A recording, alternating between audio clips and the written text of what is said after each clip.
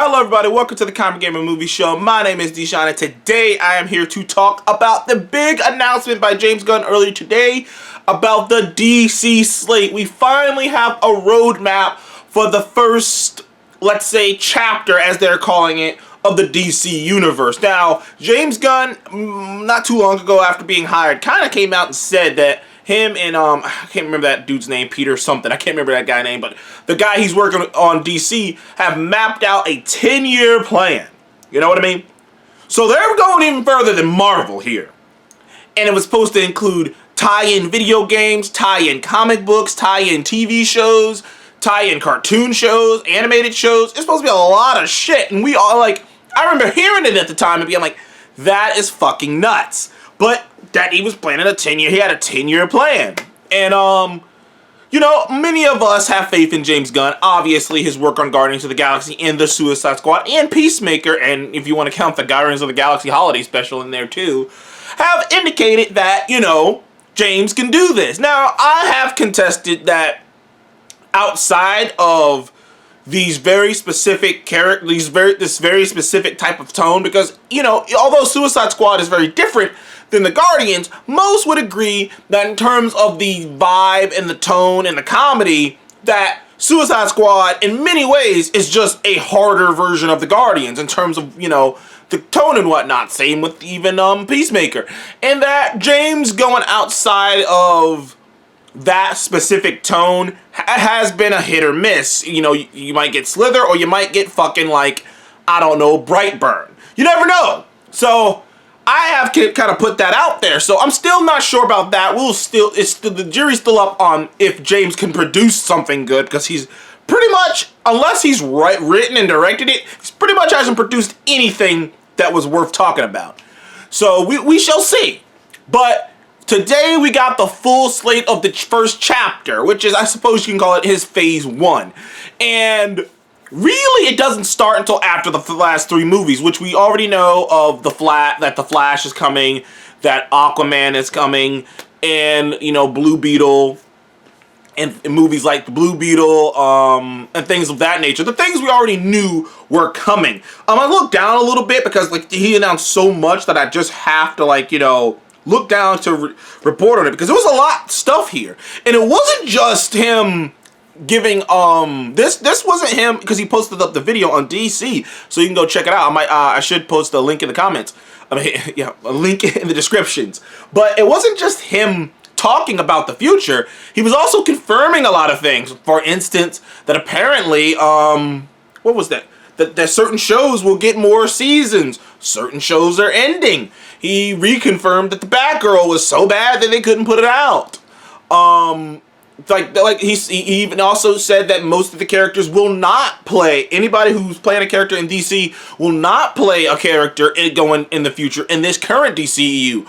Also, he's establishing what's canon and what's not canon. They're continuing the Batman. Obviously, we already knew that, but the Batman Part 2 was announced also, and he's considering that non-canon. He's considering that non-canon. Obviously, the Joker movie non-canon. So things of that nature, and also, like I said, a little bit of confirmation on certain things, on a bunch of different things, like, and also Aquaman 2, Aquaman 3 is pretty much being confirmed, and the idea being that the movie has to be a trilogy, though it wasn't confirmed or not if Aquaman 3 would be considered canon. I don't think he's considering Aquaman 3 canon. I think they're considering that the end, like Aquaman will come out with a 3rd movie, and that'll be the end of the Aquaman trilogy. So Aquaman 3 is still coming.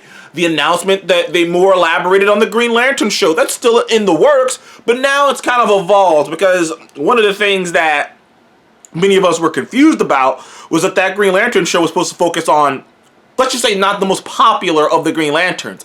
And now it's confirmed that the Green Lantern show, here's for you, my boy Seth, will focus on Hal and John. So that's good. Hal Jordan and John Stewart is going to focus on them, and it's going to be as he described it, a true detective-esque, like, murder mystery type deal here. Whereas it was going to be a buddy cop movie akin to, like, Lethal Weapon, now it's going to be a more serious, true detective-esque movie with with John and Hal out in space investigating, you know, some type of crazy thing, and and it's going to be tying into the bigger arcing story. So it was more than just him announcing the future. It was also him clarifying things and coming back to things. And I mean, granted, I suppose the worst thing that he kind of talked about was the Ezra Miller situation, which I want to talk about this up top so I can get the negatives out. They're still debating keeping Ezra Miller, which is nuts. It's nuts. Like, they're still debating keeping Ezra Miller. So that's the big negative. I don't know why this is still a debate. I don't know why this is still a conversation, James. Get rid of Ezra Miller. But to get into the meat of it, first of all, I'm going to talk about, I'm going to just nail them off. Booster Gold, a new Swamp Thing, Paradise Lost, which is going to be a Wonder Woman series about the island of Themyscira. The Authorities, obviously Green Lantern. Amanda Waller is getting a show with a return in Viola Davis and some of the people from Peacemaker. Now, from the way he described it, it seemed like it was going to be like the Amanda Waller show is going to essentially be a spin-off of Peacemaker / The Suicide Squad. And it makes me a bit worried a bit because Amanda Waller, when I imagine Viola Davis is a great actor and she does a great job as Amanda Waller, but when I imagine in my head an Amanda Waller show, I imagine something a bit more serious than a bit more on the more serious side, and I'm afraid that the fact that they're connecting this so much to the Suicide Squad, so much to goddamn Peacemaker, that it's not going to be quite as serious as I'm hoping it's going to be, considering the character of Amanda Waller. I just see Amanda Waller as a more serious character, and that you should play it more serious. But we shall see. Also, I named him there Booster Gold. Booster Gold is one of those characters who, you know, I would say Booster Gold is in the same category with like a Deadpool, in terms of the sense that DC fans all know about this character. They all know about this character. They all know about how funny and how entertaining and how interesting a character this is, but it just hasn't been given the time of day. He showed up in Smallville. He's been in a bunch of animated stuff, but he hasn't really gotten his own shine. And Booster Gold's a fun character. He's a really interesting character. Honestly, he's like a I described him to my friend as something. He's like a real fucked up combination of like a Peacemaker-like character. Like, man, I'm trying to remember the other character I compared him to. He's like Johnny Cage meets Peacemaker. That's what Booster Gold is, and he's a very funny character. It's a very, and like the story you can tell with him, with his ego, and you know, there's a lot to be done with Booster Gold, especially. I don't want to spoil his story right here and now because I want to get into it, but I know Booster Gold. He has a great story, an interesting story. He's kind of actually OP. If you actually go watch a death battle with him, you realize how OP Booster Gold actually is. But Booster Gold, we've all been looking forward to this. This is great. Hopefully they have the old school classic Blue Beetle, because Booster Gold has a classic, Booster Gold and classic Blue Beetle are a classic duo, especially in DC. So, you know, that'd be nice to see those two interact as well.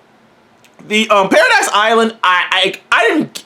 You guys, if you've watched my channel long enough, you know how I feel about fucking Wonder Woman. So you know I give two less shits about exploring the sexist ass island of Themyscira any more than I need to. Then we get to the heavy hitters like a Superman Legacy, which is gonna be the Superman. This is gonna be in canon, the Superman. James Gunn is writing this version of Superman, which once again sort of worries me. I have never seen James Gunn write anything that wasn't drenched in a bit of darkness and a bit of cynicism. So I'm not sure James Gunn can write hopeful. Like, can James Gunn actually write something bright and hopeful? Because Guardians is the closest thing, and that's technically a group of murderers. That's a group of murderers, pirates, and assassins. So, like, if that's the closest thing to hopeful James Gunn can do, I am still a bit worried about him doing doing Superman.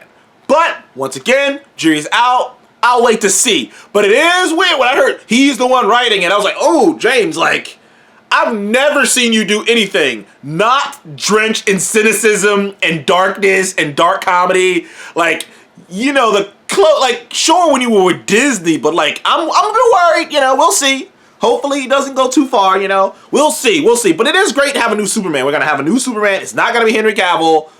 It's going to be a brand new Superman. This is going to be the canon Superman. It's not an origin story also, so that means we're going to pick up with this Superman who's in the swing of things, which makes sense when you hear about the Batman movie they're working on. This is the in-canon Batman movie. It's just called The Brave and the Bold. Now, I'm sure they're going to change that title to Batman, The Brave and the Bold. At least they better, because that might not play very well with some people. That should be kind of weird. But yeah, Batman, The Brave, well, they're just calling it The Brave and the Bold, but I'm going to call it Batman, The Brave and the Bold, which is apparently going to center around Batman, an older Batman, clearly, because the Robin for him is Damian Wayne.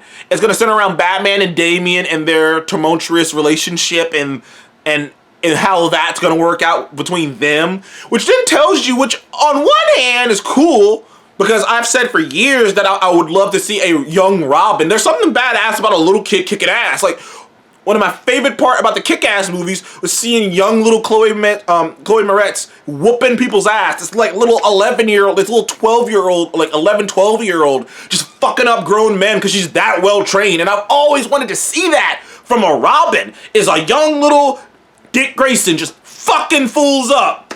And it won't be Dick, it'll be Damian, but it'll still be cool to see.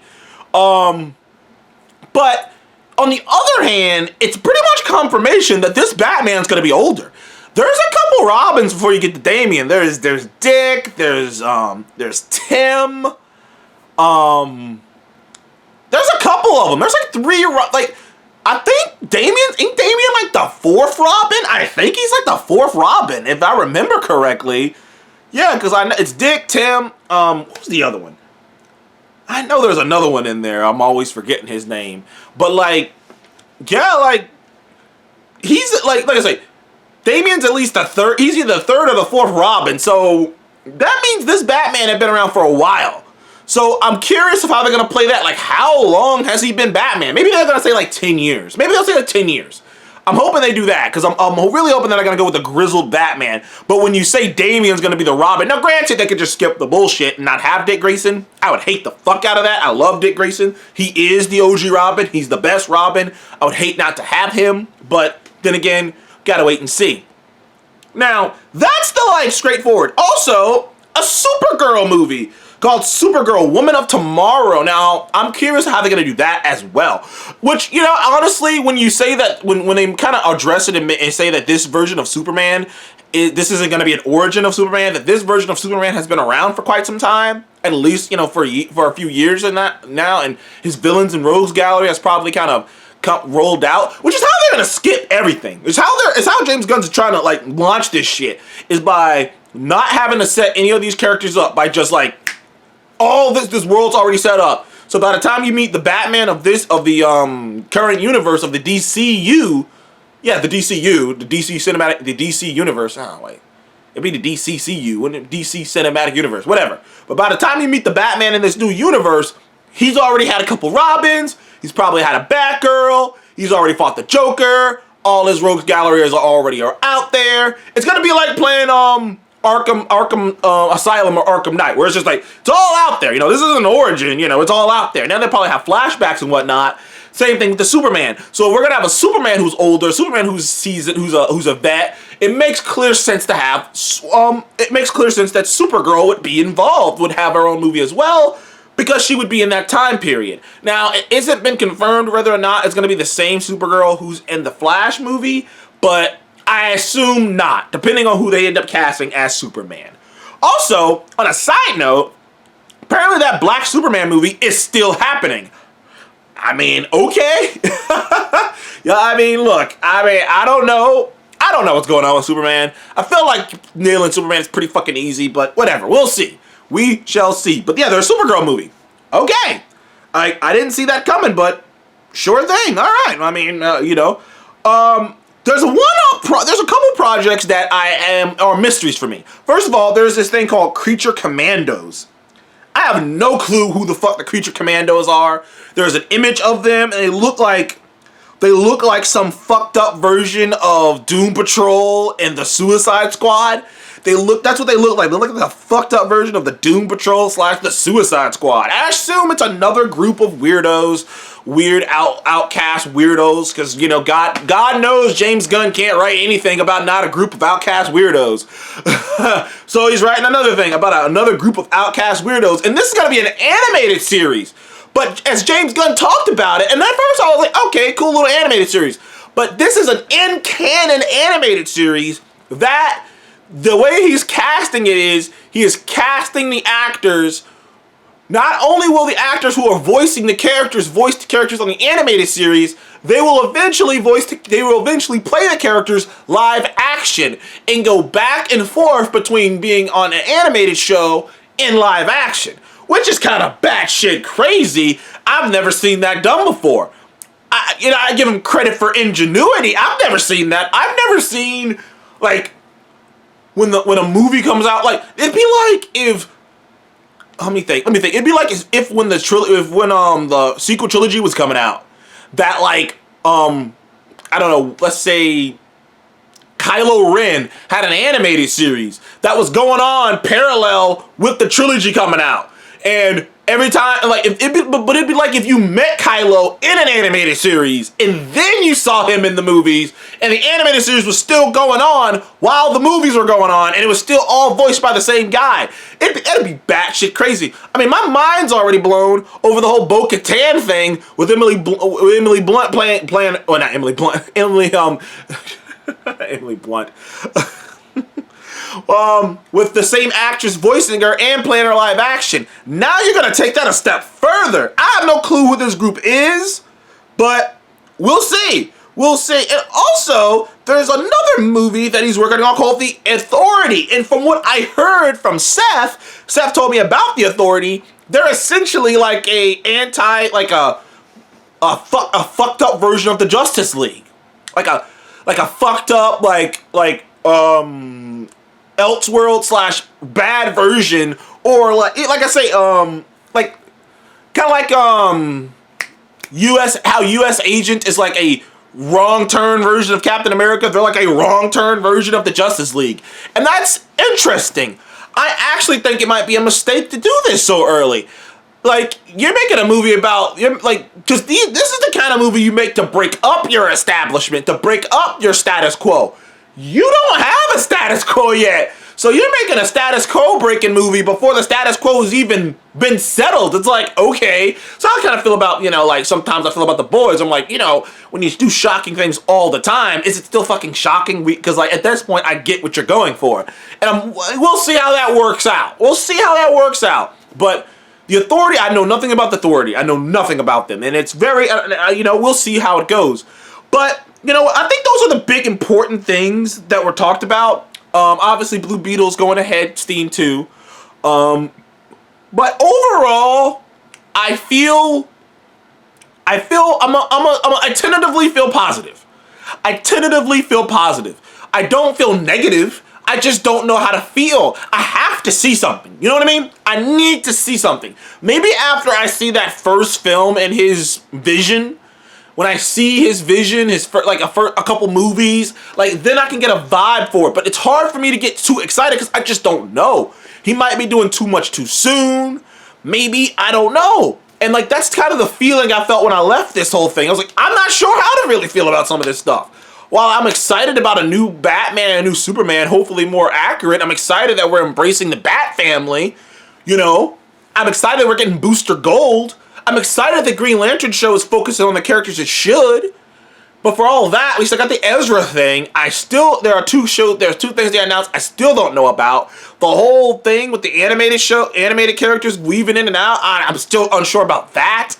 Like I said, I'm hoping that the Amanda Waller show's tone isn't gonna be jokey, isn't gonna be too lighthearted like and you know what I mean, like lighthearted, like Peacemaker and whatnot, too jokey and too comedic. Because I'm like, this is Amanda Waller.